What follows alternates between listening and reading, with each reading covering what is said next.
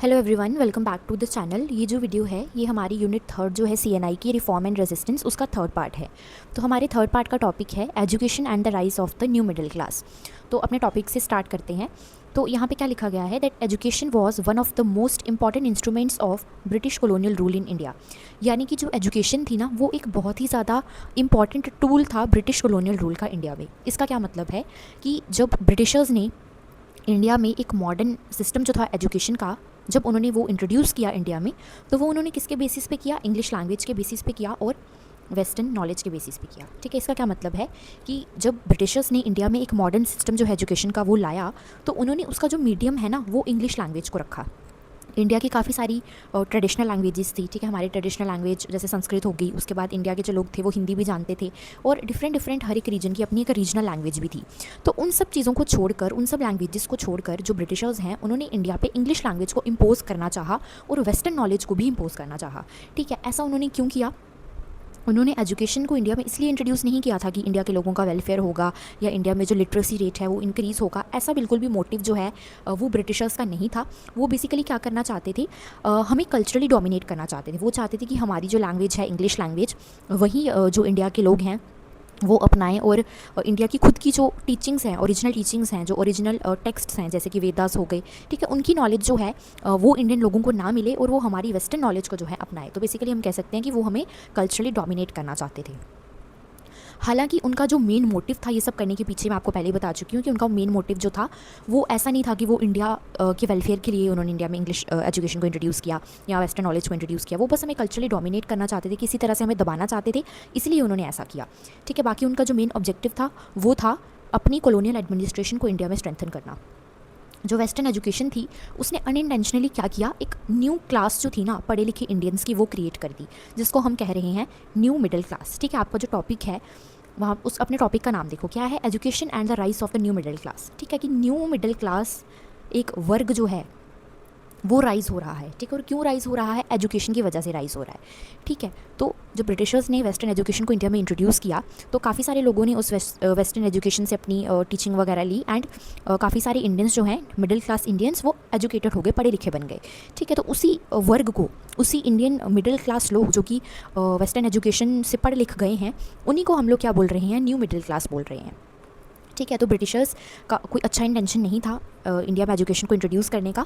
But क्या हुआ कि जो धीरे धीरे जब न्यू मिडिल क्लास इंडिया में एमर्ज होने लगी तो उनको ये चीज़ जो है धीरे धीरे समझ में आने लगी कि हमारे ऊपर ये जो कॉलोनियल रूल इस्टेब्लिश किया गया है बाय द ब्रिटिशर्स, ये चीज़ काफ़ी गलत है। ठीक है, क्योंकि वेस्टर्न नॉलेज से जो इंडियन लोग हैं उन्होंने काफ़ी सारे डिफरेंट आइडियाज़ के बारे में पढ़ा, जैसे कि लिबर्टी हो गया, जस्टिस हो गया, डेमोक्रेसी हो गया, फ्रेटर्निटी हो गया। तो डिफरेंट आइडियाज़ की जब इंडियन लोगों को समझ आई तो उनको इस चीज़ की भी समझ आई कि कॉलोनियल रूल जो हम पे इस्टेब्लिश किया गया है वो गलत है, हमें अपनी कंट्री को जो है खुद गवर्न करना चाहिए। धीरे धीरे उनको पता चला कि ये जो ब्रिटिशर्स हैं ये हमारी कंट्री को एकदम एक्सप्लॉइट कर रहे हैं, हमारे रिसोर्सेज को एक्सप्लॉइट कर रहे हैं। ठीक है, तो धीरे धीरे यही जो न्यू मिडिल क्लास के जो लोग हैं, जो पढ़े लिखे वर्ग के जो लोग हैं इंडियंस, इन्होंने क्या किया, सोशल रिफॉर्म मूवमेंट्स जो हैं वो सबसे पहले इंडियन सोसाइटी में स्टार्ट कर दी। ठीक है, जैसे राजा राम मोहन राय हो गए, स्वामी दयानंद सरस्वती, दैन स्वामी विवेकानंद। ठीक है, तो उन्होंने डिफरेंट सोशल रिफॉर्म मूवमेंट्स जो हैं वो इंडिया में स्टार्ट कर दी, बाकी जो एजुकेटेड इंडियंस थे उनके साथ मिलके। ठीक, तो उसके बाद क्या हुआ, जो ग्रोथ है नेशनलिज्म की वो भी धीरे धीरे जो है तेज़ होने लगी, क्योंकि अब लोगों ने जब वेस्टर्न आइडियाज़ को पढ़ना स्टार्ट कर दिया तो उनको पता चला, जब उन्होंने ह्यूमन राइट्स को पढ़ना स्टार्ट कर दिया तो उनको पता चला कि उनके साथ जो है गलत हो रहा है, ब्रिटिशर्स जो है उनके साथ गलत कर रहे हैं। तो धीरे धीरे लोगों के अंदर नेशनलिज्म की भावना जो है, देशभक्ति की भावना जो है वो भी धीरे धीरे आने लगी, और लोगों ने क्या करना स्टार्ट कर दिया, अपना स्ट्रगल जो है वो स्टार्ट कर दिया इंडिपेंडेंस के लिए। तो कंक्लूजन हम लोग कह सकते हैं कि ब्रिटिशर्स ने जो इंग्लिश एजुकेशन को इंडिया में इंट्रोड्यूस किया था वो मेनली अपने बेनिफिट के लिए किया था। ठीक है, एक और बेनिफिट था यहाँ पे ब्रिटिशर्स का, वो चाहते थे कि जो इंडियंस हैं जब वो वेस्टर्न नॉलेज जो है सीख लेंगे, जब वो वेस्टर्न एजुकेशन गैदर कर लेंगे तो वो क्या करेंगे, हमारी एडमिनिस्ट्रेशन में, जो ब्रिटिश ईस्ट इंडिया कंपनी या ब्रिटिश क्राउन जब बाद में इंडिया में एडमिनिस्ट्रेशन करता है तो उस एडमिनिस्ट्रेशन में जो इंडियंस हैं वो ब्रिटेन को जो है हेल्प करेंगे। ठीक है, वो क्या करेंगे, रेलवे में मान लो क्लर्क लग जाएंगे, ठीक है, या फाइनेंस डिपार्टमेंट जो है बैंकिंग वगैरह उसमें क्लर्क लग जाएंगे। तो इंडियंस की हेल्प लेने के लिए भी ब्रिटिशर्स जो हैं उन्होंने एक मॉडर्न टाइप का जो एजुकेशन सिस्टम है वो इंडिया में इंट्रोड्यूस किया। ठीक है, तो कहने की बात ये है कि उन्होंने अपने बेनिफिट के लिए इंडिया में जो है एजुकेशन सिस्टम इंट्रोड्यूस किया। उससे क्या हुआ, एक नई मिडिल क्लास वर्ग जो है इंडिया में, एक नया मिडिल क्लास वर्ग जो है वो हम कह सकते हैं बन के सामने आया। और उस मिडिल क्लास वर्ग को जब ये चीज़ें पता चली, जब उसने वेस्टर्न नॉलेज को गैदर किया, उसने ह्यूमन राइट्स के बारे में पढ़ा, तो उसको पता चला कि उसके ऊपर जो ये कॉलोनियल रूल इस्टेब्लिश किया गया है ये काफ़ी गलत है। तो धीरे धीरे सोशल रिफॉर्म मूवमेंट्स हुई, नेशनलिज्म की ग्रोथ हुई और इंडिया का जो स्ट्रगल है इंडिपेंडेंस के लिए वो स्टार्ट हो गया। एंड धीरे धीरे हमने ऐसे करके ब्रिटिशर्स को जो है इंडिया से भगा दिया। तो उनकी जो एजुकेशन पॉलिसी उन्होंने हमें कंट्रोल करने के लिए लाई थी, हमें डोमिनेट करने के लिए लाई थी, वो एक्चुअली उनके ऊपर ही उल्टी पड़ गई और इंडिया का जो फ्रीडम स्ट्रगल है वो स्टार्ट हो गया। उसके बाद यहाँ पे एजुकेशन का मतलब यहाँ पे समझाया गया है, ठीक है, क्योंकि एजुकेशन की बात हो रही है तो देख लेते हैं कि एजुकेशन क्या होती है। तो एजुकेशन एक ऐसी प्रोसेस होती है जिसमें लोग क्या करते हैं, नॉलेज को एक्वायर करते हैं, स्किल्स को एक्वायर करते हैं, वैल्यूज़ को एक्वायर करते हैं और क्रिटिकल थिंकिंग को एक्वायर करते हैं। यानी कि एजुकेशन से क्या होता है, लोग क्या करते हैं, नॉलेज को एक्वायर करते हैं, ज्ञान को एक्वायर करते हैं। ऐसा नहीं है कि एजुकेशन का मतलब ये नहीं है कि आप कोई चीज़ याद कर लो एंड उसको लिख लो, ठीक है, पेपर वगैरह में एंड मार्क्स ले लो, ठीक है, वो एजुकेशन नहीं होती। एजुकेशन का मतलब है कि आप कितनी नॉलेज जो है आपके पास है अपने आसपास की, या काफ़ी सारी और चीज़ें होती हैं, तो उनकी आपको कितनी नॉलेज है, आपके पास क्या स्किल्स हैं, आप क्या काम कर सकते हो, आपकी जो थिंकिंग है वो कितनी ज़्यादा मतलब एनलाइटेंड है, ठीक है। ऐसा नहीं है कि आप कोई काम कर रहे हो तो आपको पता ही नहीं है, उसके पीछे का रीज़न नहीं पता, उसके पीछे का जो है साइंस नहीं पता, एंड ऐसे ही कोई भी काम करे जा रहे हो, आपको कुछ नहीं पता कि जो आप काम कर रहे हो वो सही है या गलत है, ठीक है। तो जो एजुकेशन होती है उससे हमें क्या मिलता है, उससे हमें सही और गलत जो है उसको परखने की, हम कह सकते हैं, एक शक्ति मिलती है, ठीक है। तो वही यहाँ पे बोला गया है कि एजुकेशन से क्या होता है, एजुकेशन क्या करती है, इंडिविजुअल्स को हेल्प करती है, लोगों को हेल्प करती है ताकि वो सोसाइटी को समझ सकें, इन्फॉर्म्ड डिसीजंस ले सकें, ठीक है, क्या सही है क्या गलत है, ये सब अगर कोई बंदा पढ़ा लिखा हो तो उसको ज़्यादा इस चीज़ की जानकारी रहती है, ठीक है। और एजुकेशन से क्या किया जा सकता है, सोशल और नेशनल डेवलपमेंट में भी कॉन्ट्रीब्यूट किया जा सकता है, ठीक है। तो अगर कोई इंसान पढ़ लिख जाएगा, ठीक है, सैलरी वगैरह लेगा, पढ़ेगा लिखेगा, उसकी जॉब वगैरह लग जाएगी, तो उसके हाथ में पैसे वैसे आएंगे, तो वो अपनी जो नेशनल इकोनॉमी है उसमें कंट्रीब्यूट करेगा, ठीक है। तो इस तरह से जो मीनिंग है एजुकेशन का वो एक्सप्लेन किया गया है। उसके बाद यहाँ पे एक पर्सन है जॉन ड्यूई, ठीक है, यहाँ पे आप एक पर्सन देख सकते हो, उनका नाम है जॉन ड्यूई। तो जॉन ड्यूई क्या कहते हैं कि एजुकेशन क्या है। जॉन ड्यूई ने एजुकेशन को डिफाइन किया है that education is the process of living and not merely the preparation for future life. वो कहते हैं कि एजुकेशन जो है वो जीने की प्रोसेस है, ठीक है। आपने ये लाइन सुनी होगी कि सीखने की कोई उम्र नहीं होती, ठीक है, सीखने की कोई एज नहीं होती, पढ़ने लिखने की कोई एज नहीं होती। तो वहीं जॉन ड्यूई कह रहे हैं कि एजुकेशन जो है वो लिविंग की प्रोसेस है, यानी कि जब तक आप जीते हो, जब तक आप सर्वाइव करते हो, तब तक आप कुछ ना कुछ सीखते रहते हो, एंड वही एजुकेशन है। एजुकेशन ख़त्म नहीं हो जाती, ठीक है। ऐसा नहीं है कि आप अपने जो है 20s या 30s तक पढ़ रहे हो एंड देन जॉब ले रहे हो एंड देन आपकी एजुकेशन जो है वो कंप्लीट नहीं, ऐसा नहीं है। जब तक आप जीते हो तब तक आपकी एजुकेशन जो है चलती है। और एजुकेशन ऐसा नहीं है कि वो आपकी फ्यूचर लाइफ की प्रिपरेशन है, ऐसा नहीं है कि आप पढ़ लिख रहे हो एंड देन कोई एग्ज़ाम दोगे, देन वो क्लियर हो जाएगा तो आपको सैलरी वगैरह मिलेगी जॉब के बाद। तो ऐसा नहीं है कि एजुकेशन फ्यूचर लाइफ के लिए कोई प्रिपरेशन है। एजुकेशन तब तक चलती है जब तक आप जिंदा हो। Now let's talk about the background education before British rule, ठीक है। तो हमने देखा कि जो ब्रिटिशर्स हैं उन्होंने इंडिया में एक मॉडर्न एजुकेशन सिस्टम को इंट्रोड्यूस किया मेनली अपने बेनिफिट के लिए।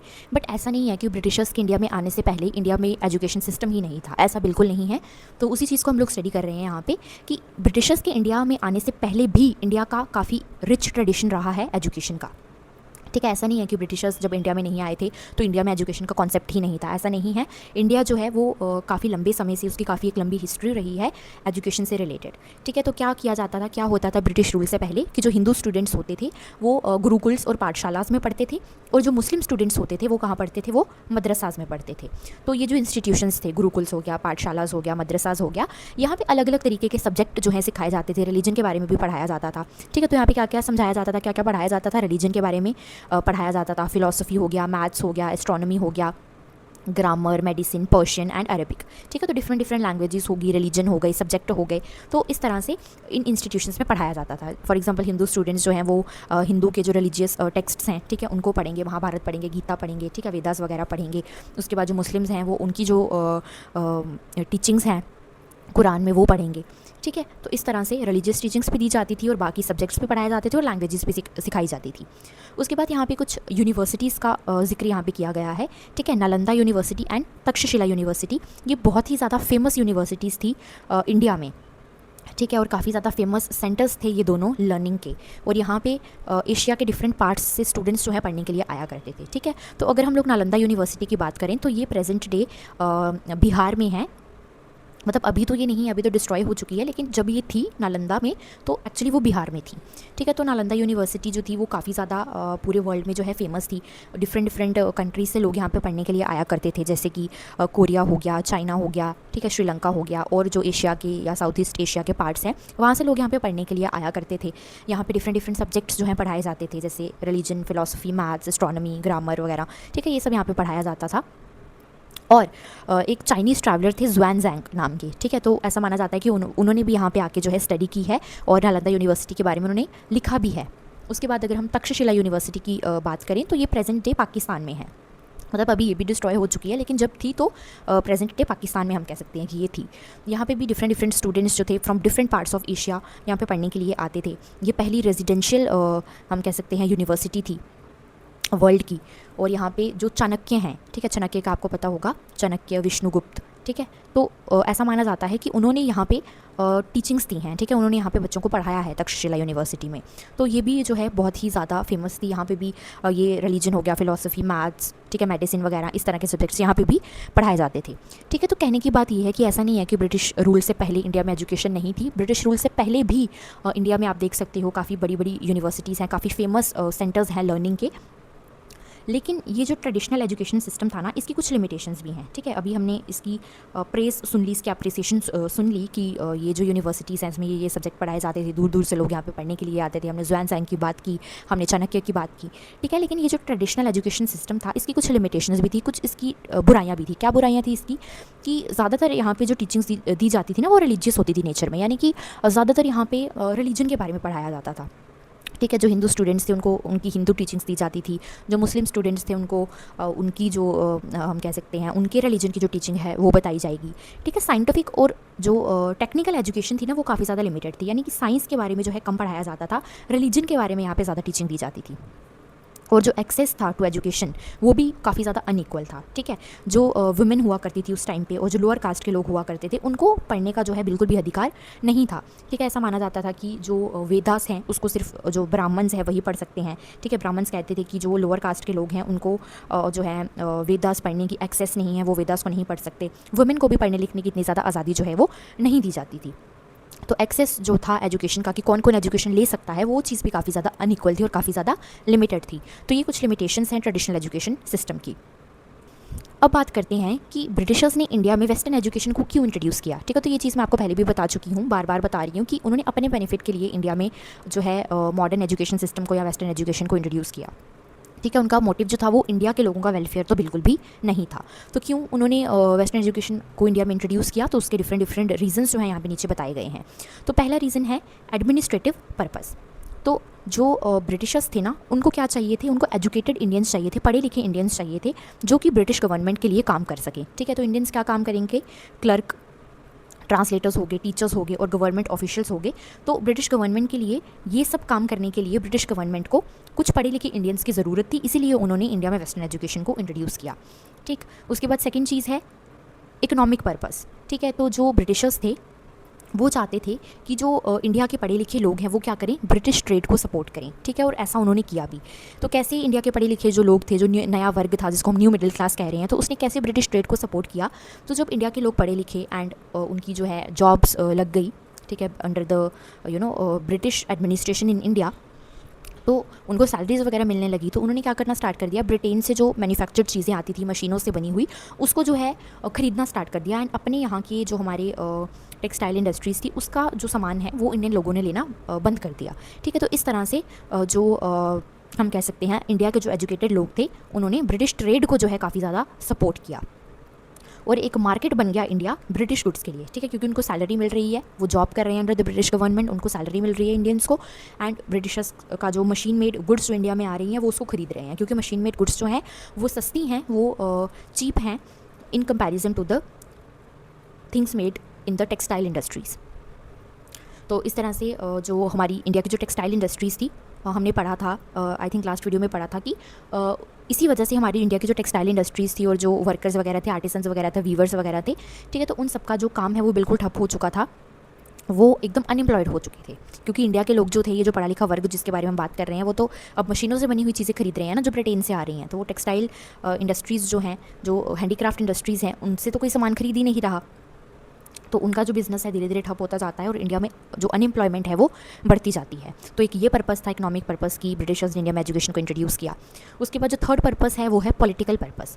तो जो ब्रिटिशर्स थे ना वो चाहते थे कि जो ब्रिटेन के जो आइडियाज़ है, जो वेस्टर्न आइडियाज़ हैं या जो यूरोप के आइडियाज़ हैं वो इंडिया में फैलें, ठीक है। और इंडिया के जो लोग हैं वो अपनी जो उनके ट्रेडिशनल लैंग्वेजेस हैं या जो उनकी ओरिजिनल नॉलेज है, ठीक है, जो उनकी टेक्स्ट्स की नॉलेज है उसको वो लोग जो है एक्वायर ना करें और ब्रिटिश आइडियाज़ को जो है अपना लें, ठीक है। वो हमें कल्चरली डोमिनेट करना चाहते थे और जो अपना कॉलोनियल रूल है इंडिया में उसको भी जस्टिफाई करना चाहते थे, ठीक है। तो जब ब्रिटिशर्स से ये पूछा गया कि उन्होंने इंडिया को क्यों कॉलोनाइज़ किया तो उन्होंने उनका क्या तर्क था, ठीक है, उन्होंने क्या बोला कि हम इंडिया को सिविलाइज़ करना चाहते हैं, कि इंडिया जो है वो काफ़ी ज़्यादा अनसिविलाइज कंट्री है, ठीक है, अनसिविलाइज कंट्री है। इंडिया के जो लोग हैं वो काफ़ी ज़्यादा सुपरस्टिशियस हैं, अंधविश्वास उनमें है काफ़ी ज़्यादा। तो हमारी ये ड्यूटी बनती है कि हम उनको सिविलाइज़ करें और इसीलिए हमने इंडिया में कॉलोनियल रूल जो है वो इस्टेब्लिश किया है, ठीक है। तो अपने इस कॉलोनियल रूल के आइडिया को जस्टिफाई करने के लिए कि हमने इंडिया को सिविलाइज़ करने के लिए कॉलोनाइज़ किया है, अपने इस आइडिया को जस्टिफाई करने के लिए भी जो ब्रिटिशर्स हैं उन्होंने इंडिया में जो है इंग्लिश एजुकेशन को और वेस्टर्न नॉलेज को इंट्रोड्यूस किया,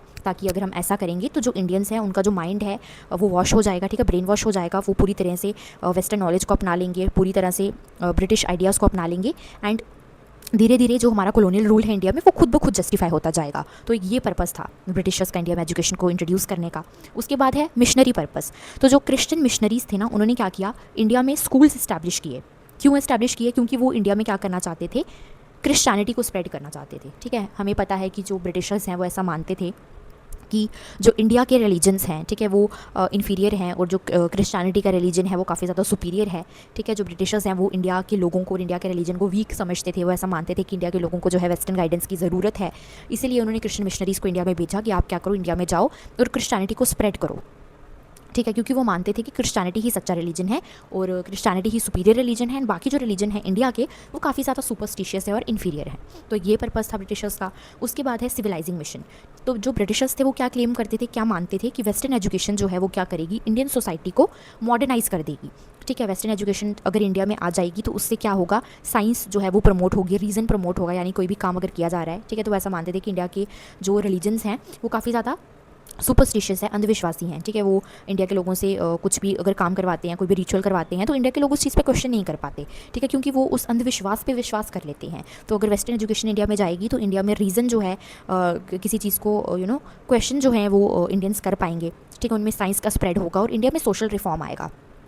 तो इसी सिविलाइजिंग मिशन का आइडिया यूज़ करते हुए ब्रिटिशर्स ने इंडिया में कॉलोनियल रूल को जस्टिफाई भी किया था। तो ये कुछ डिफरेंट पर्पसेस हैं।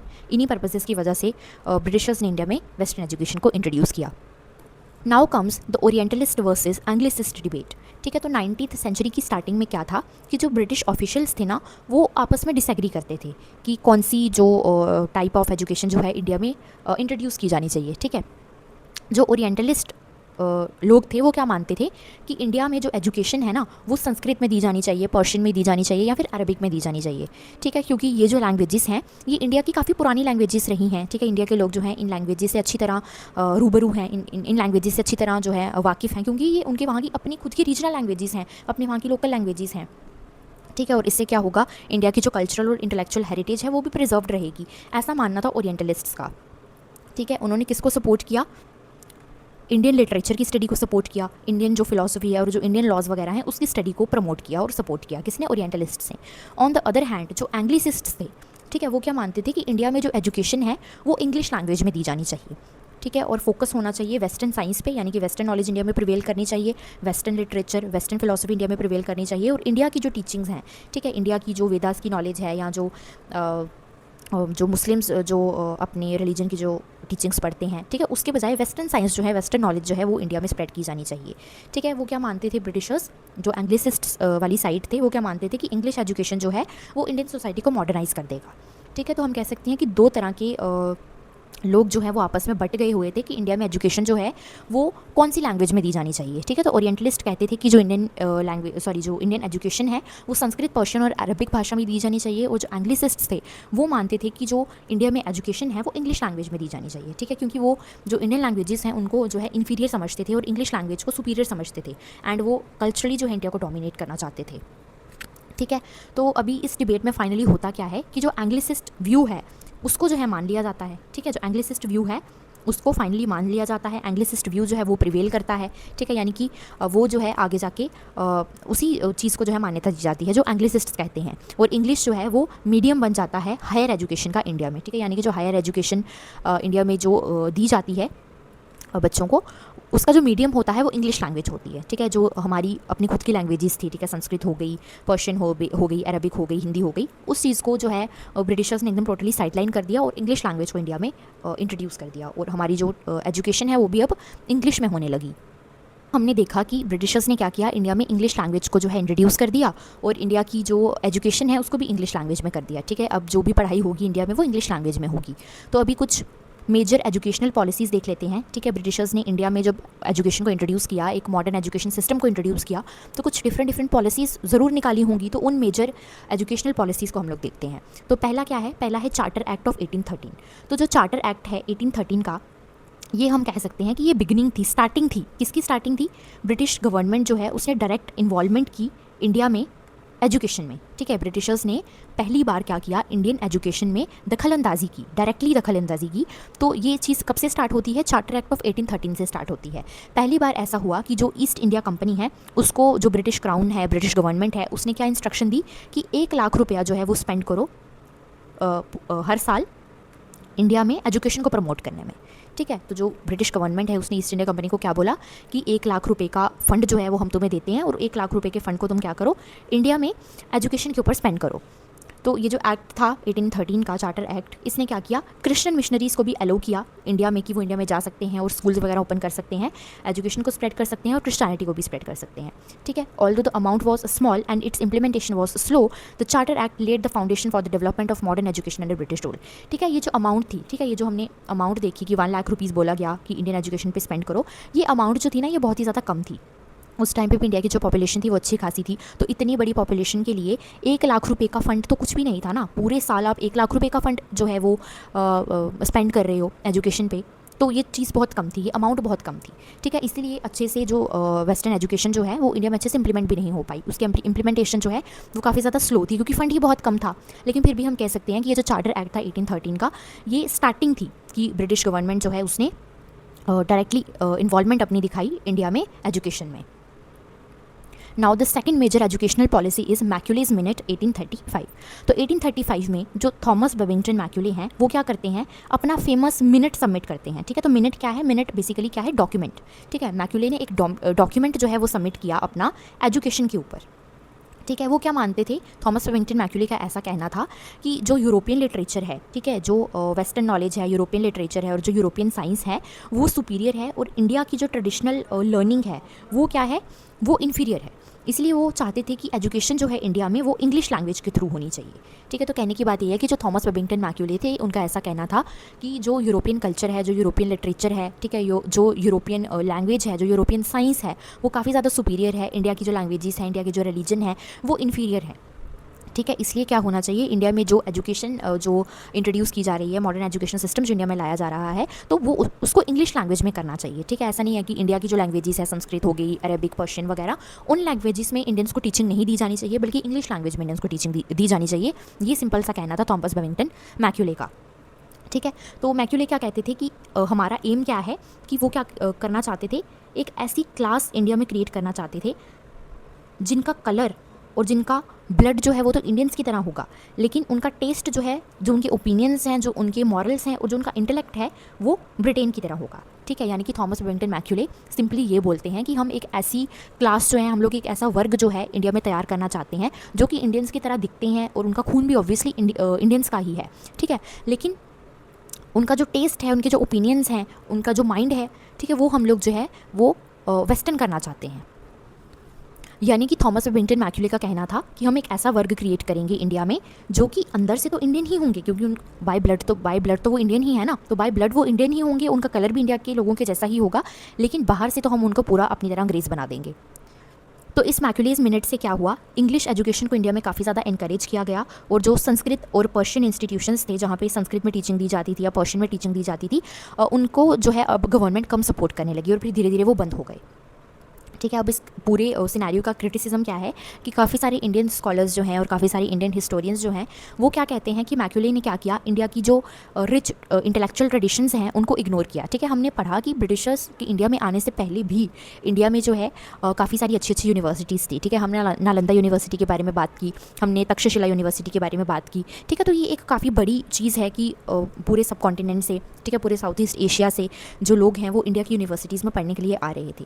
ठीक है, तो इसी चीज़ को जो मैक्यूले है उसने इग्नोर किया। उसने क्या सोचा कि जो हमारा वेस्टर्न कल्चर है, जो हमारे वेस्टर्न ट्रेडिशंस है वो काफ़ी ज़्यादा सुपीरियर है, इंडिया में जो भी चीज़ें हैं, इंडिया का जो रिलीजन है, इंडिया की जो एजुकेशन है वो काफ़ी ज़्यादा इन्फीरियर है। तो इस चीज़ को जो है पॉइंट आउट करते हैं इंडियन स्कॉलर्स और हिस्टोरियंस। 1835 में क्या होता है कि जो गवर्नर जनरल होते हैं लॉर्ड विलियम बेंटिक, वो क्या करते हैं, ये जो मैक्यूले ने अपनी डॉक्यूमेंट दी थी ना जिसमें उसने बोला कि इंग्लिश लैंग्वेज को जो है इंडिया में मीडियम बनाया जाना चाहिए एजुकेशन का, और जो इंडियन लैंग्वेजेस हैं उनको मीडियम नहीं बनाया जाना चाहिए, उनको साइडलाइन कर देना चाहिए। तो ये जो मैक्यूले की जो डॉक्यूमेंट थी इसको एक्सेप्ट कर लिया गया by governor general lord William Bentinck. ठीक है, तो एज अ रिजल्ट क्या हुआ, इंग्लिश जो है वो मीडियम बन गया हायर एजुकेशन का इंडिया में। ठीक है, जो हायर एजुकेशन है वो इंग्लिश लैंग्वेज में होने लगी, और जो सरकारी फंड्स जो हैं वो भी किसको जाने लगे, इंग्लिश स्कूल्स और इंग्लिश कॉलेजेस को जाने लगे। ठीक है, जो संस्कृत और जो पर्शियन इंस्टीट्यूशंस थे, क्योंकि अब उनको सरकार की तरफ से बिल्कुल भी फंड नहीं मिलता था, तो वो धीरे धीरे फिर डिक्लाइन हो जाते हैं, बंद हो जाते हैं। तो इंग्लिश को इंडिया में हायर एजुकेशन का मीडियम बनाने से क्या हुआ कि जो वेस्टर्न एजुकेशन है वो पूरी इंडिया में धीरे धीरे स्प्रेड होने लगी। Now let's talk about Wood's dispatch 1854। तो ये जो वुड्स डिस्पैच है 1854 का, इसको क्या बोला जाता है, Magna carta of English education in India. ठीक है, तो इसको क्यों ऐसे बोला जाता है Magna carta of English education in India, क्योंकि इसने एक बहुत बड़ा प्लान जो है वो प्रोवाइड किया एजुकेशन की डेवलपमेंट के लिए इंडिया में। ठीक है, इसने काफ़ी सारी चीज़ें सजेस्ट की कि इंडिया में जो एजुकेशन सिस्टम इंट्रोड्यूस किया है ब्रिटिशर्स ने उसको कैसे इंप्रूव किया जा सकता है। तो ये सब चीज़ें जो है वुड्स डिस्पैच बताता है, इसलिए ये काफ़ी ज़्यादा इंपॉर्टेंट है। तो वुड्स डिस्पैच क्या रिकमेंड करता है, ठीक है, क्या कहता है कि क्या होना चाहिए इंडिया के एजुकेशन सिस्टम में, तो ये कहता है कि एक डिपार्टमेंट जो है उसका एस्टैब्लिश किया जाना चाहिए for public instruction in every province. हर एक प्रोविंस में क्या किया जाना चाहिए, पब्लिक इंस्ट्रक्शन के लिए एक डिपार्टमेंट जो है उसको सेटअप किया जाना चाहिए। टीचर ट्रेनिंग इंस्टीट्यूशन सेटअप किए जाने चाहिए। ठीक है, यानी कि जो भी इंडिया में जो कॉलेजेस हैं, यूनिवर्सिटीज़ वगैरह हैं, ठीक है, तो उसमें जो टीचर्स पढ़ाएंगे उन टीचर्स को भी जो है ट्रेनिंग दी जाएगी। तो उन टीचर्स को ट्रेनिंग देने के लिए डिफरेंट डिफरेंट इंस्टीट्यूशंस जो हैं वो बनाए जाने चाहिए। जो प्राइवेट स्कूल्स हैं, ठीक है, उनको भी सरकार की तरफ से थोड़ी बहुत एड जो है, थोड़ी बहुत असिस्टेंस जो है वो मिलनी चाहिए, थोड़े बहुत फंड मिलने चाहिए। और जो फीमेल एजुकेशन है उसको भी जो है इंडिया में प्रमोट किया जाना चाहिए। ठीक है, कि उस टाइम पे हमें पता है पैट्रियार्कल सोसाइटी थी, तो जो मेल्स थे वहीं इंडिया में जो है एजुकेशन वगैरह ले सकते थे। फीमेल्स को रिस्ट्रिक्ट किया हुआ था पुरुष प्रधान समाज ने कि वो इंडिया में एजुकेशन ले पाए। ठीक है, तो वुड्स डिस्पैच में ये भी चीज़ बोली गई कि अगर इंग्लिश लैंग्वेज को जो है और जो वेस्टर्न नॉलेज है उसको ज़्यादा से ज़्यादा अगर इंडिया में प्रमोट करना है तो फीमेल्स तक भी जो एजुकेशन है वो जानी चाहिए। और एक प्रॉपर सिस्टम जो है प्राइमरी, सेकेंडरी और हायर एजुकेशन का उसको भी जो है इंडिया में स्टैब्लिश करना चाहिए, इंट्रोड्यूस करना चाहिए। उसके बाद वुड्स डिस्पैच ने क्या बोला कि यूनिवर्सिटीज़ जो है बनाई जानी चाहिए, कहाँ कहाँ पे, कैलकाटा में, बॉम्बे में और मद्रास में। ठीक है, तो डिफरेंट डिफरेंट यूनिवर्सिटीज़ जो हैं कैलकाटा, बॉम्बे और मद्रास में 1857 में बनाई गई वुड्स डिस्पैच की रिकमेंडेशन पे। वुड्स डिस्पैच जो है इसने एक फाउंडेशन रखी, इसने नींव रखी मॉडर्न एजुकेशन सिस्टम की इंडिया में। Now let's talk about the Hunter commission 1882 में जो आया था। ठीक है, तो जो हंटर कमीशन है उसको 1882 में अपॉइंट किया गया था अंडर लॉर्ड रिपन। ठीक है, तो ये जो हंटर कमीशन जो है, हंटर जो है ये चेयरमैन का नाम था, जो इस कमीशन के चेयरमैन थे। ठीक है, तो उनके नाम पर ही इस कमीशन का नाम रखा गया है। तो ये जो हंटर कमीशन को अपॉइंट किया गया, ये क्यों किया गया कि वुड्स डिस्पैच में जो भी रिकमेंडेशंस दी गई थी कि इंडियन एजुकेशन सिस्टम को इस तरह से इंप्रूव किया जा सकता है, तो जो भी रिकमेंडेशंस दी गई वुड्स डिस्पैच के अंदर उसकी प्रोग्रेस को चेक करने के लिए, उसकी प्रोग्रेस का रिव्यू करने के लिए हंटर कमीशन को लाया गया। हंटर कमीशन का मेन फोकस क्या था, प्राइमरी एजुकेशन पे इसका मेन फोकस था। ठीक है, जो स्टार्टिंग बिगनिंग जो होती है एजुकेशन की उसका उस पर फोकस था हंटर कमीशन का। ठीक है, हंटर कमीशन ने क्या रेकमेंड किया, क्या बोला कि जो लोकल बॉडीज़ हैं उनको जो है ज़्यादा रिस्पॉन्सिबिलिटी देनी चाहिए स्कूल्स को मैनेज करने की। ठीक है, लोकल बॉडीज़ यानी कि म्यूनसिपैलिटीज़ हो गया, ठीक है, म्यूनसिपैलिटीज़ हो गया और पंचायत वगैरह हो गया विलेजेस में। ठीक है, तो म्यूनसिपैलिटीज़ को और पंचायत को क्या किया जाना चाहिए, ज़्यादा रिस्पॉन्सिबिलिटी देनी चाहिए, ज़्यादा जिम्मेदारी देनी चाहिए कि वो स्कूल्स को मैनेज कर सकें। ठीक है, अगर आप लोकल बॉडीज़ को जो है अपने एरिया की चीज़ों को मैनेज करने की रिस्पॉन्सिबिलिटी दे दोगे तो चीज़ें जो है अच्छी तरह से काम करेंगी। ठीक है, हर एक चीज़ को सेंट्रलाइज करने के बजाय अगर आप रीजन वाइज उसको जो है रिस्पॉन्सिबिलिटी को जो है डिवाइड कर दोगे तो चीज़ें जो है अच्छे से मैनेज हो जाएंगी। तो ये रिकमेंडेशन दी हंटर कमीशन ने। और हंटर कमीशन ने क्या बोला कि जो प्राइमरी एजुकेशन है उसको एक्सपैंड किया जाना चाहिए, जो टीचर ट्रेनिंग है उसमें भी थोड़ी इंप्रूवमेंट लाई जानी चाहिए, और क्या किया जाना चाहिए, जो वोकेशनल एजुकेशन है ना उसको इंकरेज किया जाना चाहिए। ठीक है, वोकेशनल एजुकेशन का मतलब है प्रैक्टिकल एजुकेशन, जिसमें स्किल्स वगैरह सिखाई जाती हैं, कुछ काम वाम करना सिखाया जाता है। ठीक है, लोकल नीड्स को मीट करने के लिए जो वोकेशनल एजुकेशन है वो काफ़ी ज़्यादा इंपॉर्टेंट होती है। ठीक है, अगर आप किसी पर्सन को मान लो कि पढ़ने में अच्छा नहीं है, लेकिन अगर आप उसको कोई स्किल सिखा दोगे, ठीक है, कोई काम करना सिखा दोगे, तो वो उस काम को करके जो है अपनी रोजी रोटी जो है कमा सकता है, अपनी जो नीड्स है उसको पूरा कर सकता है। ठीक है, तो इसीलिए जो हंटर कमीशन है वो काफ़ी ज़्यादा एम्फेसाइज करता है ऑन वोकेशनल एजुकेशन और practical education. Now let's talk about the Indian universities act 1904। तो ये जो इंडियन यूनिवर्सिटीज़ एक्ट आया था 1904 में, इसको किसने इंट्रोड्यूस किया था? लॉर्ड कर्जन ने। तो ये एक्ट इसीलिए लाया गया ताकि जो इंडिया की यूनिवर्सिटीज़ हैं उसकी क्वालिटी को इम्प्रूव किया जा सके और उसकी एडमिनिस्ट्रेशन को इम्प्रूव किया जा सके। तो क्या बोला गया इस एक्ट में? इस एक्ट ने क्या किया, इसने गवर्नमेंट कंट्रोल जो है यूनिवर्सिटीज़ के ऊपर उसको इंक्रीज़ कर दिया, जो इंस्पेक्शन सिस्टम्स हैं उसको इम्प्रूव किया, और जो एकेडमिक स्टैंडर्ड्स हैं उनको भी रेस कर दिया। ठीक है, अगर पढ़ाई मान लो पहले ज़्यादा अच्छी नहीं होती थी, तो अभी उसको जो एकेडमिक स्टैंडर्ड्स हैं उनको जो है हाई कर दिया गया और पढ़ाई जो है वो थोड़ी अच्छी होने लगी। ठीक है, इंस्पेक्शन सिस्टम्स जो है उनको भी इंप्रूव किया गया, जो यूनिवर्सिटीज़ की क्वालिटी है, जो उसका इंफ्रास्ट्रक्चर है, जो उसकी एडमिनिस्ट्रेशन है, उसको भी थोड़ी अच्छा बनाने की कोशिश की गई under the Indian universities act of 1904। लेकिन काफ़ी सारे इंडियन नेशनलिस्ट लोग हैं जो इस एक्ट को क्रिटिसाइज़ करते हैं। वो क्या कहते हैं कि इस एक्ट के आने के बाद क्या हुआ कि जो यूनिवर्सिटी की अपनी ऑटोनॉमी है, ठीक है, जो यूनिवर्सिटी की अपनी पावर है वो काफ़ी कम हो गई, और जो ब्रिटिश गवर्नमेंट है वो इंटरफेयर करने लगी हायर एजुकेशन में या यूनिवर्सिटीज़ वगैरह में। ठीक है, तो जो यूनिवर्सिटीज़ की अपनी एडमिनिस्ट्रेशन थी वो धीरे धीरे खत्म होती गई और ब्रिटिश गवर्नमेंट जो है वो हायर एजुकेशन में इंटरफेयर करने लगी। Now the next topic is new middle class. तो न्यू मिडिल क्लास क्या है? न्यू मिडिल क्लास हमने पहले भी डिस्कस किया कि जब ब्रिटिशर्स ने इंडिया में एक न्यू मॉडर्न एजुकेशन सिस्टम को एस्टैब्लिश किया, इंग्लिश लैंग्वेज को इंट्रोड्यूस किया और वेस्टर्न नॉलेज को इंट्रोड्यूस किया, तो इंडियंस का एक ऐसा सेक्शन था जो कि इस मॉडर्न एजुकेशन सिस्टम से एजुकेटेड हुआ। ठीक है, तो वो जो पढ़ा लिखा वर्ग था इंडियंस का, उसी को बोला गया है न्यू मिडिल क्लास। ठीक है, तो न्यू मिडिल क्लास में कौन कौन से लोग आते थे? लॉयर्स हो गए, डॉक्टर्स हो गए, teachers, professors, journalists, writers, engineers, government officials and social reformers. ठीक है, तो ये वो लोग थे जो कि न्यू मिडिल क्लास में आते थे, जो कि पढ़े लिखे वर्ग के लोग थे।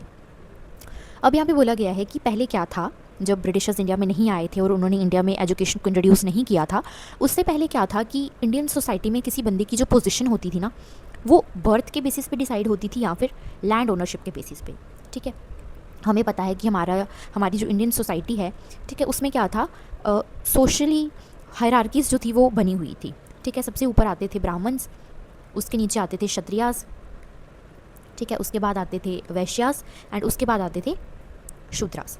ठीक है, तो बाय बर्थ ही ऐसा था कि जो ब्राह्मण्स थे वो अपने आप को सुपीरियर जो है कंसीडर करते थे, और जो शूद्रास थे उनको काफ़ी ज़्यादा लोअर हम कह सकते हैं कंसीडर किया जाता था। ठीक है, मान लो किसी बच्चे की बर्थ होती है इन अ ब्राह्मण फैमिली, तो वो बाय बर्थ ही ब्राह्मण हो जाता था, और उसका जो पोजीशन होती थी उसकी सोसाइटी में, उसका जो स्टेटस होता था सोसाइटी में, वो नेचुरली ही हम कह सकते हैं बाकी सारी कास्ट से सुपीरियर हो जाता था। ऑन द अदर हैंड अगर किसी बच्चे का जन्म शूद्र कास्ट में होता था, तो वो बच्चा जो है बाय बर्थ ही उसकी जो पोजीशन है सोसाइटी में वो इन्फीरियर हो जाती थी।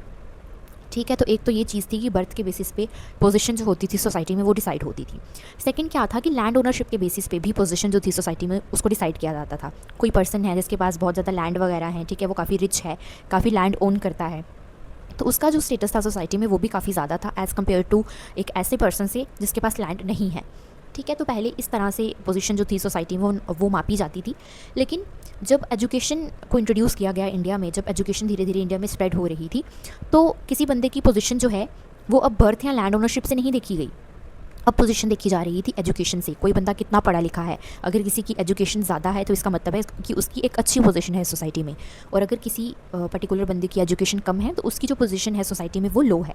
ठीक है, प्रोफेशनल स्किल्स, आपको क्या काम आता है, आप क्या काम करते हो, ठीक है, इसके बेसिस पे जो पोजीशन है सोसाइटी में उसको अब देखा जा रहा था। ठीक है, मेरिट के बेसिस पे देखा जा रहा था रेदर देन बर्थ और लैंड ओनरशिप। तो अभी ये जो न्यू मिडिल क्लास हमने जिसके बारे में पढ़ा, ठीक है, जिसमें lawyers, doctors, teachers, professors, engineers वगैरह ये सब आते हैं, तो ये जो न्यू मिडिल क्लास राइज़ हुई इंडिया में, ये जो वर्ग राइज़ हुआ पढ़े लिखे इंडियंस का, इसके पीछे क्या कारण है, क्यों राइज़ हुआ? तो पहला कारण तो यही है, स्प्रेड ऑफ इंग्लिश एजुकेशन, कि ब्रिटिशर्स ने क्या किया, इंग्लिश एजुकेशन को, वेस्टर्न नॉलेज को इंडिया में इंट्रोड्यूस किया, और धीरे धीरे जैसे जैसे वो स्प्रेड हुई तो जो इंडियंस हैं उन्होंने भी इस वेस्टर्न नॉलेज से, इस इंग्लिश एजुकेशन से एजुकेशन प्राप्त की। ठीक है, तो इसी तरह से एक न्यू मिडिल क्लास वर्ग जो है वो हमें देखने को मिला। Establishment of universities and colleges, ठीक है, अगेन वही पॉइंट है कि जब ब्रिटिशर्स ने यूनिवर्सिटीज़ और कॉलेजेस एस्टैब्लिश किए इंडिया में तो काफ़ी सारे इंडियंस को पढ़ने लिखने का मौका मिला तो उनकी जॉब्स वगैरह लगी, ठीक है, अंडर द ब्रिटिश गवर्नमेंट, फिर उनको सैलरीज़ वगैरह मिली, तो उससे भी हम कह सकते हैं कि एक न्यू मिडिल क्लास जो है वो राइज़ हुई। एक्सपेंशन ऑफ गवर्नमेंट एम्प्लॉयमेंट, ठीक है, सरकार ने जॉब्स वगैरह देना स्टार्ट किया लोगों को, तो लोगों के पास जो है पैसा आया, ठीक है, और फिर धीरे धीरे इस तरह से एजुकेटेड मिडिल क्लास जो है वो क्रिएट हुई। Growth of printing press and newspapers, तो अब प्रिंटिंग प्रेस से और न्यूज़पेपर्स से कैसे ग्रो हुई मिडिल क्लास। तो प्रिंटिंग प्रेस में क्या होता है, न्यूज़पेपर्स में क्या होता है, चीज़ों को छापा जाता है ना, ठीक है, चीज़ों को पब्लिश किया जाता है। तो जब चीज़ों को पब्लिश किया गया तो उससे क्या हुआ, न्यू मिडिल क्लास राइज़ हुई। अब इससे न्यू मिडिल क्लास कैसे राइज़ हुई कि जो लोग हैं उनको पता चला पढ़ने की अपॉर्चुनिटीज़ वगैरह के बारे में, ठीक है, मान लो न्यूज़पेपर्स में ये चीज़ आ रही है कि ब्रिटिशर्स ने यहाँ पे ये यूनिवर्सिटी एस्टैब्लिश की है, ये कॉलेज एस्टैब्लिश किया है, ठीक है, तो जो लोग न्यूज़पेपर्स पढ़ते हैं उनको इस बारे में जानकारी हुई, नॉलेज हुई, ठीक है, तो वो धीरे धीरे हम कह सकते हैं एजुकेटेड हुए from the newspapers, from the magazines, from the articles, ठीक है, तो इस तरह से भी न्यू मिडिल क्लास जो है वो राइज़ हुई। उसके बाद अर्बनाइजेशन एंड इंडस्ट्रियलाइजेशन, तो जैसे जैसे लोग शहर की तरफ बढ़ने लगे, लोगों के पास जो अपॉर्चुनिटीज़ हैं धीरे धीरे वो आने लगी, इंडस्ट्रियलाइजेशन जब हुई, ठीक है, इंडिया में जब डिफरेंट डिफरेंट इंडस्ट्रीज़ को इस्टेब्लिश किया गया तो लोगों को काफ़ी ज़्यादा एम्प्लॉयमेंट मिली, तो इससे भी जब एम्प्लॉयमेंट मिली तो बदले में उनको सैलरीज भी दी जाती थी, तो इससे भी हम कह सकते हैं मिडिल क्लास के जो लोग हैं वो क्रिएट हुए। उसके बाद है social and religious reform movements, तो हमने काफ़ी सारी सोशल और रिलीजियस रिफॉर्म मूवमेंट्स के बारे में पढ़ा था, है ना, आर्य समाज, ब्रह्मो समाज, देन सत्यशोधक समाज, ये वो, ठीक है, तो इस तरह की सोशल और रिलीजियस रिफॉर्म मूवमेंट्स से भी लोग जो है वो जागरूक हुए, उनको काफ़ी सारी जो ईवल्स हमारी इंडियन सोसाइटी में एग्जिस्ट करती थी उनके बारे में पता चला कि हमें इनको रिमूव करना चाहिए, ठीक है, लोगों के अंदर जागरूकता आई, लोग एजुकेटेड हुए, तो धीरे धीरे लोगों के अंदर ये भावना जो थी वो आ रही थी कि उनको मतलब पढ़ना लिखना है ना। पहले वाली जो चीज़ें थी कि जो पैट्रियार्की पहले बहुत ज़्यादा स्प्रेडेड थी, ठीक है, उस चीज़ को ख़त्म किया गया, और वुमेन क्या कर रही थी वो भी पढ़ रही थी, ठीक है, तो सोशल और रिलीजियस रिफॉर्म मूवमेंट से सोसाइटी में काफ़ी ज़्यादा रिफॉर्म आया, तो एजुकेशन की तरफ काफ़ी ज़्यादा फोकस किया गया था, हमने देखा सोशल और रिलीजियस रिफॉर्म मूवमेंट्स में, तो इससे लोग काफ़ी ज़्यादा एजुकेट हुए, और एजुकेट हुए तो जॉब्स मिली, एंड देन सैलरीज मिली, एंड देन एक न्यू मिडिल क्लास जो वर्क है वो क्रिएट हुआ। उसके बाद है development of modern professions like law, medicine and journalism. वही है कि जब ब्रिटिशर्स ने अलग अलग चीज़ों की पढ़ाई इंडिया में इंट्रोड्यूस की, जैसे लॉ की, मेडिसिन की, जर्नलिज्म की, तो लोगों ने कोर्सेज़ वगैरह करना स्टार्ट किए, लॉ के, मेडिसिन के, जर्नलिज्म के, ठीक है, टीचिंग प्रोफेशन को अपनाना स्टार्ट किया, तो अगेन उनको सैलरीज वगैरह मिली, एंड अगेन एक न्यू मिडिल क्लास वर्ग जो है वो क्रिएट हो गया।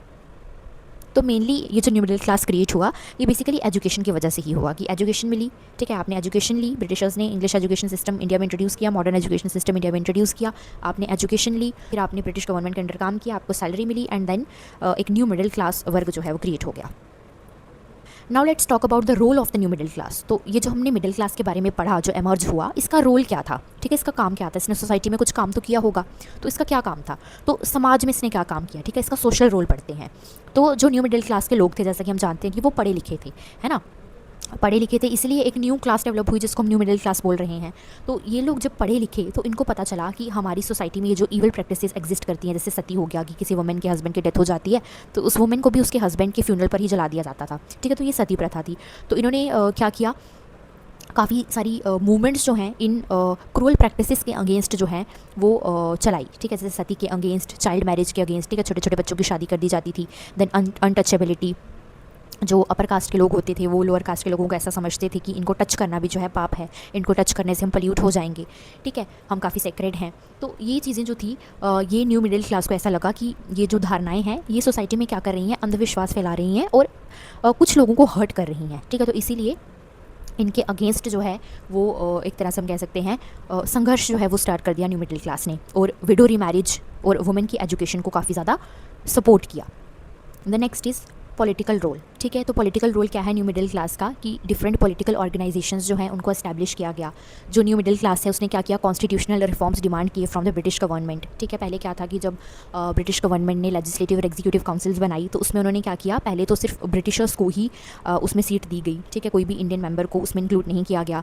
धीरे धीरे जब इंडियंस ने अपने राइट्स वगैरह डिमांड किए, उन्होंने कॉन्स्टिट्यूशनल रिफॉर्म्स डिमांड किए, तो ब्रिटिश गवर्नमेंट ने डिफरेंट लॉज वगैरह पास किए, ठीक है, मतलब कॉन्स्टिट्यूशन में क्या की अमेंडमेंट की, जो भी वो लॉज वगैरह या एक्ट्स वगैरह इंडिया में पास कर रहे थे उसमें उन्होंने रिफॉर्म लाया, ठीक है। तो ये जो रिफॉर्म को डिमांड किया ये भी न्यू मिडिल क्लास ने ही किया, और इन्होंने बहुत ही ज़्यादा इंपॉर्टेंट रोल प्ले किया इंडियन नेशनल कांग्रेस के बनने में, ठीक है, क्योंकि एक ऐसी पार्टी चाहिए थी हमें इंडियंस को जो कि कलेक्टिवली जो है ब्रिटिशर्स के अगेंस्ट लड़ पाए। ठीक है, ऐसे सब लोग सेपरेट सेपरेट होकर लड़ेंगे तो कैसे काम चलेगा। तो एक ऑर्गेनाइजेशन की ज़रूरत थी और वो ऑर्गेनाइजेशन बन के सामने आई आईएनसी। उसके बाद इकोनॉमिक रोल क्या था न्यू मिडिल क्लास का, कि इन्होंने प्रोफेशनल्स की तरह काम किया, एडमिनिस्ट्रेटर्स की तरह काम किया, as teachers, as lawyers, as doctors इन्होंने काम किया और जो इंडियन इकोनॉमी थी उसकी ग्रोथ में काफ़ी ज़्यादा हेल्प की। ठीक है, तो ये इकोनॉमिक रोल हो गया न्यू मिडिल क्लास का। हालांकि जो न्यू मिडिल क्लास इकोनॉमी में अपना रोल जो है वो प्ले कर रही थी, उसका मैक्सिमम बेनिफिट जो है वो ब्रिटेन को ही जा रहा था। ठीक है, ये न्यू मिडिल क्लास में जो लोग थे ये तो इंडियन लोग थे ना, इंडियन पढ़े लिखे लोग थे और ये इंडिया की इकोनॉमी को कंट्रीब्यूट कर रहे थे। बट एट द एंड जो इंडिया की इकोनॉमी थी वो ज़्यादा ब्रिटिशर्स को ही रही थी ना। उसके बाद आता है इंटेलेक्चुअल रोल। तो ये जो न्यू मिडिल क्लास है इसने न्यूज़पेपर्स पब्लिश की, ठीक है, बुक्स पब्लिश की और जर्नल्स वगैरह पब्लिश किए, जिसमें डेमोक्रेसी हो गया, लिबर्टी हो गया, इक्वालिटी, नेशनलिज्म, इन सब आइडियाज़ को स्प्रेड किया गया और लोगों के अंदर ये अवेयरनेस आई कि इंडिया को जो है हमें किसी भी हालत में इन ब्रिटिशर्स के हाथ से छुड़वाना है, क्योंकि इंडिया जो है वो हमारी कंट्री है और हमें जो है उसको गवर्न करना चाहिए। किसी दूसरी पावर को हमें ये हक नहीं देना चाहिए कि वो हमें गवर्न करे। उसके बाद कुछ कैरेक्टरिस्टिक्स देखते हैं न्यू मिडिल क्लास की। तो न्यू मिडिल क्लास लोग कैसे थे, इंग्लिश एजुकेटेड थे। ठीक है, इंग्लिश क्योंकि इंग्लिश मीडियम था हायर एजुकेशन का। ठीक है, इंग्लिश मीडियम था इंडिया में मॉडर्न एजुकेशन सिस्टम का, तो जो न्यू मिडिल क्लास के लोग थे वो इंग्लिश में ही पढ़े लिखे थे। ठीक है, वो चीज़ों को रैशनली और साइंटिफिकली देखते थे, अंधविश्वास बिल्कुल भी विश्वास नहीं करते थे। जैसे हमने देखा कि हमारी जो काफ़ी सारे प्रैक्टिसेस ऐसी थी रिलीजन में जो कि अंधविश्वास को सपोर्ट करती थी। ठीक है, तो ये जो पढ़े लिखे लोग थे इन्होंने उन चीज़ों को बिल्कुल खारिज कर दिया और हर एक चीज़ को एक रैशनल और साइंटिफिक तरीके से देखा, हर एक चीज़ के पीछे क्या रीज़न है उसको जानने की कोशिश की। और ये किस में मानते थे, लिबर्टी में, इक्वालिटी में और जस्टिस में। ठीक है, लिबर्टी यानी कि हर एक बंदे को जो है अपनी लाइफ में कुछ फ्रीडम चाहिए होती है, तो हर एक बंदे के पास अपनी पर्सनल फ्रीडम है और देश को भी जो है फ्रीडम दिलवानी है फ्रॉम द ब्रिटिशर्स। ये भी एक काफ़ी इंपॉर्टेंट आइडिया था न्यू मिडिल क्लास के बीच, तभी वो लोग नेशनलिज्म का आइडिया डेवलप कर पाए। उसके बाद ये इक्वालिटी में भी काफ़ी ज़्यादा बिलीव करते थे। ठीक है, और जस्टिस में भी बिलीव करते थे। इन्होंने क्या किया, सोशल ईवल्स को अपोज किया। ठीक है, सोशल ईवल्स जैसे कि सती प्रथा, child marriage, untouchability, no widow remarriage. ठीक है, तो इन सब चीज़ों को अपोज किया और इसीलिए तो सोशल और रिलीजियस रिफॉर्म मूवमेंट्स लाई गई थी। उसके बाद ये पॉलिटिकली काफ़ी ज़्यादा कॉन्शियस थे। ठीक है, ये अपनी कंट्री को जो है ब्रिटिशर्स के हाथ में देख रहे थे, अंग्रेज़ों के हाथ में देख रहे थे, तो उस चीज़ को लेकर ये काफ़ी ज़्यादा कॉन्शियस थे कि इन्होंने काफ़ी सारे कॉन्स्टिट्यूशनल रिफॉर्म्स जो हैं वो भी डिमांड किए फ्रॉम द ब्रिटिशर्स कि आप हमारे ही देश के लिए लॉ बना रहे हो and at the same time आप किसी इंडियन को भी इंक्लूड नहीं कर रहे हो। ठीक है, यानी कि ये कितनी बड़ी बड़ी आयरनी है कि आप इंडियंस के लिए ही लॉ बना रहे हो और अपने पैनल में आप किसी इंडियन को इंक्लूड ही नहीं कर रहे हो। ठीक है, तो काफ़ी सारे कॉन्स्टिट्यूशनल रिफॉर्म्स जो हैं वो डिमांड किए न्यू मिडिल क्लास ने। तो हम कह सकते हैं कि वो पॉलिटिकली भी काफ़ी ज़्यादा कॉन्शियस थे। उसके बाद active in journalism and public debates. जो मिडिल क्लास के लोग थे वो जर्नलिज्म में भी काफ़ी ज़्यादा एक्टिव थे और डिबेट्स वगैरह करने में भी काफ़ी ज़्यादा एक्टिव थे। ठीक है, लोगों को कन्विंस करने में काफ़ी ज़्यादा उन्होंने रोल प्ले किया कि ब्रिटिश रूल जो है वो इंडिया को किस तरह से डिस्ट्रॉय कर रहा है। और वेस्टर्न लिबरल आइडियाज़ से काफ़ी ज़्यादा प्रभावित थे न्यू मिडिल क्लास। ठीक है, क्योंकि उन्होंने लिबर्टी का आइडिया, इक्वालिटी का आइडिया, जस्टिस हो गया, डेमोक्रेसी, नेशनलिज्म, ये सारे आइडियाज़ उन्होंने कहाँ से सीखे, वेस्टर्न नॉलेज से सीखे। ठीक है, तो उन सब चीज़ों को काफ़ी ज़्यादा वो सपोर्ट करते थे, उन सब चीज़ों से वो काफ़ी ज़्यादा इन्फ्लुएंस्ड थे। ब्रिटिशर्स ने अपनी तरफ से जब उन्होंने इंडिया में इंग्लिश एजुकेशन सिस्टम या मॉडर्न एजुकेशन सिस्टम जो था जब उसको इंट्रोड्यूस किया तो वो एक्चुअली उन्होंने किया अपने बेनिफिट के लिए था, लेकिन हम कह सकते हैं कि वो उल्टा उन्हीं पे पड़ गया, क्योंकि इंडियन लोग जब एजुकेट हुए वेस्टर्न लिबरल आइडियाज़ से तो उनको उनके राइट्स के बारे में पता चला, उनको ये चीज़ हिट की कि कोई और कंट्री जो है उसको हम पे रूल नहीं करना चाहिए, और धीरे धीरे फिर नेशनलिज्म का आइडिया डेवलप हुआ और फिर जो स्ट्रगल है अगेंस्ट द ब्रिटिश गवर्नमेंट वो स्टार्ट हो गया। अब बात करते हैं कि ये जो न्यू मिडिल क्लास है इसका क्या कंट्रीब्यूशन रहा टू इंडियन नेशनलिज्म। ठीक है, क्योंकि ये जो न्यू मिडिल क्लास इसी की वजह से इंडियन नेशनलिज्म लोगों के अंदर आया, इसी की वजह से लोगों के अंदर जो है देशभक्ति की भावना आई। तो इन्होंने कैसे कंट्रीब्यूट किया टू द इंडियन नेशनलिज्म। तो जो एजुकेटेड मिडिल क्लास लोग थे ये बैकबोन बने ऑफ द नेशनलिस्ट मूवमेंट, यानी कि ये जो देशभक्ति की मूवमेंट चल रही थी, ये जो हमारा फ्रीडम स्ट्रगल चल रहा था कि ब्रिटिशर्स को हमें यहाँ से भगाना है, तो उसकी बैकबोन थे कौन, एजुकेटेड मिडिल क्लास लोग। तो इन्होंने क्या किया, इन्होंने पॉलिटिकल अवेयरनेस लोगों में क्रिएट की। ठीक है, लोगों को इस चीज़ से अवेयर करवाया कि किस तरह जो ब्रिटिशर्स हैं वो इंडिया के रिसोर्सेज को जो है पूरी तरह से एक्सप्लॉइट कर रहे हैं। उनका जो पर्पज़ है वो हमारा वेलफेयर बिल्कुल भी नहीं है, उनका पर्पज़ बस यही है कि उनको मैक्सिमम प्रॉफिट जो है वो इंडिया से कमाना है। और कॉलोनियलिज्म को जो है क्रिटिसाइज़ किया गया, कॉलोनियल पॉलिसीज़ को क्रिटिसाइज़ किया गया by the educated middle class. ठीक है, कॉलोनियल पॉलिसीज़ काफ़ी सारी ऐसी पॉलिसीज़ ब्रिटिशर्स ने काफ़ी सारे एक्ट्स और काफ़ी सारे लॉज के थ्रू निकाली जो कि उनको ज़्यादा बेनिफिट देती थी और इंडिया को पूरी तरह से एक्सप्लॉइट कर रही थी। तो उन कॉलोनियल पॉलिसीज़ को क्रिटिसाइज़ किया एजुकेटेड मिडिल क्लास ने, जैसे कि जब क्रिश्चियन मिशनरीज़ को इंडिया में भेजा गया कि वहाँ पे जाके आप क्रिश्चियनिटी का स्प्रेड करो, स्कूल्स का स्प्रेड करो, ठीक है। तो जो एजुकेटेड मिडिल क्लास लोग थे वो ये चीज़ समझ गए थे कि ब्रिटिशर्स ने क्रिश्चियन मिशनरीज़ को इसीलिए भेजा है ताकि वो क्रिश्चियनिटी का स्प्रेड करें और इंडिया के लोगों को जो है ज़्यादा से ज़्यादा क्रिश्चियनिटी की नॉलेज दें और इंडिया के लोग जो हैं वो अपना रिलीजन छोड़ के क्रिश्चियनिटी में कन्वर्ट हो जाएँ। तो इस तरह की जो पॉलिसीज़ थी उनको पहले ही हम कह सकते हैं समझ लिया था एजुकेटेड मिडिल क्लास ने, और फिर उसने बाकी लोगों को ये चीज़ जो है वो बताई और क्रिटिसाइज़ की कॉलोनियल पॉलिसीज़। उसके बाद पब्लिक मीटिंग्स वगैरह को ऑर्गेनाइज़ किया, ठीक है, फ्रीडम स्ट्रगल को लीड किया हम कह सकते हैं, न्यूज़पेपर्स को एस्टैब्लिश किया जिसमें उसने बाकी जो इंडियंस हैं उन तक अपनी बात जो है वो पहुंचाई, और क्या किया, लोगों को इंस्पायर किया कि आप क्या करो, सेल्फ गवर्नमेंट जो है वो डिमांड करो और इंडिपेंडेंस डिमांड करो फ्रॉम द ब्रिटिश रूल। अब कुछ स्कॉलर्स की व्यूज़ देखते हैं कि स्कॉलर्स क्या कहते हैं एजुकेटेड मिडिल क्लास लोगों के बारे में। तो बिपिन चंद्र क्या बोलते हैं, बिपिन चंद्र बोलते हैं कि ये जो एजुकेटेड मिडिल क्लास लोग हैं ये क्या बने, ये बैकबोन बने इंडियन नेशनलिज्म का। सुमित सरकार क्या कहते हैं कि जो वेस्टर्न एजुकेशन है उसने क्या क्रिएट किया, पॉलिटिकल कॉन्शियसनेस क्रिएट की, लेकिन ज़्यादा बेनिफिट जो है वो जो लोग शहरों में रहते थे उन्हीं का हुआ। उसके बाद AR देसाई का क्या कहना है कि ये जो न्यू मिडिल क्लास एमर्ज हुई कॉलोनियल पॉलिसीज़ की वजह से, ये बाद में जाके एक मेजर फोर्स बन जाती है अगेंस्ट द कॉलोनियल रूल। यानी कि वहीं ये बात मैं आपको काफ़ी बार बोल चुकी हूँ कि ब्रिटिशर्स ने इंडिया में इंग्लिश एजुकेशन सिस्टम जो इंट्रोड्यूस किया, जो पॉलिसीज़ वगैरह इंडिया में इंट्रोड्यूस की वो उन्होंने अपने बेनिफिट के लिए, ठीक है। लेकिन ये जो न्यू मिडिल क्लास है ये बाद में जाके ब्रिटिशर्स के खिलाफ हम कह सकते हैं एक फोर्स तैयार हो गई, ठीक है, जिसको खुद ब्रिटिशर्स ने ही तैयार किया एजुकेशन सिस्टम को इंडिया में इंट्रोड्यूस करके। Talk about the limitations. जब ब्रिटिशर्स ने इंडिया में ये मॉडर्न एजुकेशन सिस्टम इंट्रोड्यूस किया तो इसकी कुछ लिमिटेशंस भी होंगी, ठीक है। तो पहली लिमिटेशन क्या है कि जो बेनिफिट था इस मॉडर्न एजुकेशन सिस्टम का, ये सिर्फ अर्बन लोगों तक ही पहुंचा, यानी कि जो लोग शहरों में रहते थे सिर्फ उन्हीं को एजुकेशन की एक्सेस मिली, और जो अपर कास्ट के ग्रुप्स थे जैसे कि ब्राह्मण्स हो गए, क्षत्रियाज हो गए, उनको ही एजुकेशन लेने का मौका मिला, ठीक है। जो पुअर लोग थे, जो लोअर कास्ट के लोग थे या फिर जो ट्राइबल कम्युनिटीज़ थी, उनको काफ़ी ज़्यादा कम बेनिफिट हुआ एजुकेशन के इंट्रोड्यूस होने से। सेकंड है कि जो रूरल एजुकेशन है उसके ऊपर काफ़ी कम अटेंशन जो है वो दी गई, ठीक है, क्योंकि अभी हमने ऊपर पढ़ा कि अर्बन लोग जो थे, ठीक है, जो कि अर्बन एरियाज़ में रहते थे, सिटी एरियाज़ में रहते थे, उन्हीं को ज़्यादातर एक्सेस मिली एजुकेशन की। जो लोग रूरल एरिया में रहते थे वहाँ तक तो हम कह सकते हैं कि एजुकेशन पहुँची ही नहीं, ठीक है। जो विलेजेस थी, जो विलेजर्स थे, उनको इग्नोर किया गया, तो उनके बीच में जो लिटरेसी थी वो काफ़ी ज़्यादा कम रही, ठीक है। ब्रिटिशर्स का जो फोकस था वो सिर्फ टाउन्स या सिटीज़ में ही था, उन्होंने सिटीज़ में और टाउन्स में ही स्कूल्स वगैरह और कॉलेजेस वगैरह ओपन किए, रूरल एरियाज़ की तरफ इतना ज़्यादा ध्यान नहीं दिया।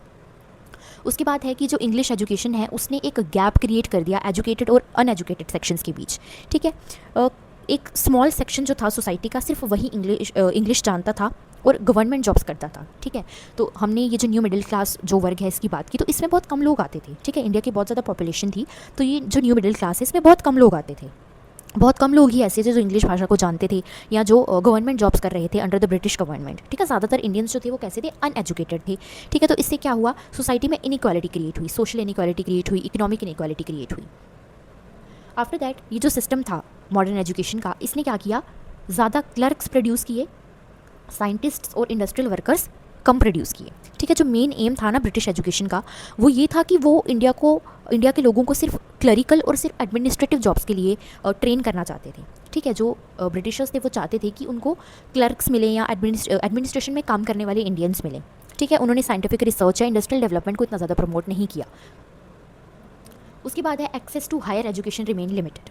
तो यूनिवर्सिटीज़ और जो कॉलेजेस वगैरह थे ना उसमें काफ़ी ज़्यादा कम नंबर ऑफ़ स्टूडेंट्स थे, इतने ज़्यादा बच्चे नहीं थे, ठीक है। मोस्टली जो इंडियंस थे वो हायर एजुकेशन को अफोर्ड नहीं कर सकते थे क्योंकि इतनी ज़्यादा पॉवर्टी थी और लैक ऑफ इंस्टीट्यूशंस भी था इंडिया में, ठीक है। बेशक ब्रिटिशर्स ने इंडिया में इंस्टीट्यूशंस वगैरह को क्रिएट किया, लेकिन ऐसा नहीं था कि पूरे इंडिया में इंस्टीट्यूशंस थे, ऐसा नहीं था बिल्कुल भी, ठीक है। तो इंस्टीट्यूशंस काफ़ी ज़्यादा कम थे और लोगों के बीच में पॉवर्टी भी बहुत ज़्यादा थी क्योंकि ब्रिटिशर्स ने इतना ज़्यादा टैक्स जो है लोगों पर इम्पोज कर रखा था, ठीक है, जिससे वो अपना बेनिफिट कमाते थे। तो इस चीज़ से जो हायर एजुकेशन थी वो इंडिया के लोगों के लिए इतनी ज़्यादा पॉसिबल नहीं थी। अब कुछ पॉजिटिव इम्पैक्ट भी है जो ब्रिटिशर्स ने इंडिया में एजुकेशन सिस्टम इंट्रोड्यूस किया उसका। तो क्या पॉजिटिव इम्पैक्ट है, स्प्रेड ऑफ मॉडर्न एजुकेशन, ठीक है। तो जब ब्रिटिशर्स ने इंडिया में मॉडर्न एजुकेशन सिस्टम इंट्रोड्यूस किया तो उससे क्या हुआ, इंडियंस को काफ़ी सारे आइडियाज़ के बारे में पता चला, जैसे जस्टिस हो गया, लिबर्टी हो गया, फ्रेटर्निटी हो गया, ठीक है। तो जब लोगों को इन सब चीज़ों के बारे में पता चला, इन सब आइडियाज़ के बारे में पता चला, ह्यूमन राइट्स वगैरह के बारे में पता चला, तो इंडियंस को ये चीज़ समझ आई कि ब्रिटिशर्स का जो रूल है हमारे ऊपर, इंडिया के ऊपर, वो काफ़ी ज़्यादा गलत है। वो इंडियंस को और इंडिया के जो रिसोर्सेज हैं उनको एक्सप्लॉइट कर रहे हैं। इंडिया को जो है सेल्फ गवर्नमेंट की ज़रूरत है और इंडिपेंडेंस की ज़रूरत है फ्रॉम द ब्रिटिश गवर्नमेंट। उसके बाद साइंटिफिक थिंकिंग को जो है काफ़ी ज़्यादा इनकरेज किया ब्रिटिश एजुकेशन ने, वेस्टर्न नॉलेज ने, ठीक है। पहले क्या था कि जो इंडियन रिलीजन्स थे वो काफ़ी ज़्यादा सुपरस्टिशन जो है वो इंडियन लोगों के बीच में फैला रहे थे, ठीक है। इंडियंस जो थे वो जैसा उनका रिलीजन कहता था वैसा ही करने लग जाते थे। लेकिन अभी साइंटिफिक थिंकिंग जो है लोगों में डेवलप हो रही थी, वो कोई भी काम करते थे तो उसके पीछे का पहले रीज़न देखते थे कि हम ये काम कर रहे हैं तो क्यों कर रहे हैं, इसके पीछे क्या रीज़न है, क्या सही है, क्या गलत है। इस चीज़ की नॉलेज जो है वो भी लोगों में स्प्रेड हो रही थी। उसके बाद है प्रमोशन ऑफ वुमेंस एजुकेशन। तो जो ब्रिटिशर्स हैं उन्होंने क्या किया, वुमेन एजुकेशन को इंडिया में प्रमोट किया। पहले क्या था, हमारे यहाँ पे पैट्रियार्कल सोसाइटी थी, जो वुमेन थी उनको पढ़ने की आज़ादी जो है वो नहीं थी, ठीक है। लेकिन अभी जो ब्रिटिशर्स हैं उन्होंने वुमेन एजुकेशन को इंडिया में प्रमोट किया। ये जो मॉडर्न एजुकेशन सिस्टम था इसने क्या किया, सोशल रिफॉर्म्स को इंस्पायर किया, ठीक है। मॉडर्न एजुकेशन सिस्टम से लोगों को ह्यूमन राइट्स और बाकी आइडियाज़ के बारे में जब पता चला तो इंडियन लोगों को ऐसा लगा कि उनके साथ जो है गलत हो रहा है, इंडियन सोसाइटी में जो है काफ़ी सारी इविल प्रैक्टिसेस जो है एग्जिस्ट करती हैं, तो उनको हटाने की ज़रूरत है। तो सोशल रिफॉर्म्स को भी जो इंस्पिरेशन है वो हम कह सकते हैं ब्रिटिश एजुकेशन सिस्टम से ही मिली। उसके बाद जो इंडियन नेशनलिज्म है वो काफ़ी ज़्यादा स्ट्रेंथन हुआ, ठीक है। तो जब इंडियंस को ये चीज़ रियलाइज़ हुई कि ब्रिटिशर्स ने जो उनको कॉलोनाइज़ किया है वो गलत है, इंडिया के रिसोर्सेज को एक्सप्लॉइट किया जा रहा है बाय द ब्रिटिशर्स, तो नेशनलिज्म की जो भावना है वो लोगों के अंदर गैदर होना स्टार्ट हो गई। Then created a modern professional class. तो ब्रिटिशर्स के इस मॉडर्न एजुकेशन सिस्टम के इंट्रोड्यूस करने की वजह से ही इंडिया में न्यू मिडिल क्लास जैसी प्रोफेशनल क्लास जो है वो क्रिएट हुई। अब बात करते हैं कि ये जो ब्रिटिशर्स ने मॉडर्न एजुकेशन सिस्टम इंडिया में इंट्रोड्यूस किया था, इसका नेगेटिव इम्पैक्ट क्या था। तो इसका नेगेटिव इम्पैक्ट क्या था कि इंडियन लैंग्वेजेस जो थी और जो ट्रेडिशनल नॉलेज थी उसको काफ़ी ज़्यादा नेग्लेक्ट किया गया, ठीक है। जैसे थॉमस बेबिंगटन मैक्यूले थे, वो उनका क्या मानना था कि जो इंडिया की ट्रेडिशनल लैंग्वेजेस है, संस्कृत होगी, पर्शियन हो गई, ठीक है, ये लैंग्वेजेस जो हैं ये इन्फीरियर हैं और जो इंग्लिश लैंग्वेज है वो काफ़ी ज़्यादा सुपीरियर है। ब्रिटिशर्स को ऐसा लगता था कि उनका जो रिलीजन है क्रिश्चियनिटी वहीं ट्रू रिलीजन है, इंडिया की जो रिलीजन है वो सुपरस्टिशियस है, ठीक है। तो इंडियन लैंग्वेजेस को, इंडिया के जो रिलीजन है उनको काफ़ी ज़्यादा नेग्लेक्ट किया गया बाय द ब्रिटिशर्स। और ब्रिटिशर्स ने क्या किया, इंग्लिश स्पीकिंग एलाइट्स जो हैं उनको ज़्यादा फेवर दिया, ठीक है। जो लोग इंडिया में इंग्लिश वगैरह बोल सकते थे उनको ज़्यादा फेवर किया गया, और जो लोग बेचारे पढ़े लिखे नहीं थे, अनएजुकेटेड थे, जिनको इंग्लिश नहीं आती थी या जो वेस्टर्न आइडियाज़ से इतने ज़्यादा परिचित नहीं थे, उनको जो है बिल्कुल भी फेवर नहीं किया गया।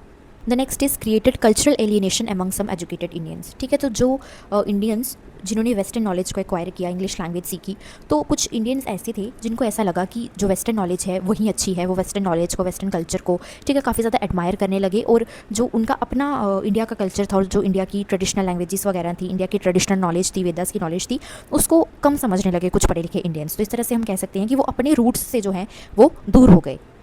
Then universal education remained unachieved. Britishers ने जो एजुकेशन सिस्टम इंडिया में इंट्रोड्यूस किया वो कुछ ही लोगों तक पहुंचा, ठीक है, वो ज़्यादा लोगों तक नहीं पहुंचा। जैसे अभी हमने ऊपर पढ़ा कि सिर्फ अर्बन एरियाज़ तक ही वो सीमित रहा, सिर्फ जो अपर कास्ट के लोग हैं उन्हीं तक वो सीमित रहा, ठीक है। बहुत लार्ज पार्ट पॉपुलेशन का, जैसे कि वुमेन हो गई, पुअर पीपल हो गए, विलेजर्स वगैरह हो गए, वो इलिटरेट के इलिटरेट ही रहे, ठीक है। तो हम कंक्लूजन में ये कह सकते हैं कि जो ब्रिटिशर्स ने एजुकेशन इंडिया में इंट्रोड्यूस की उसके पॉजिटिव इफेक्ट्स भी हैं और उसके नेगेटिव इफेक्ट्स भी हैं।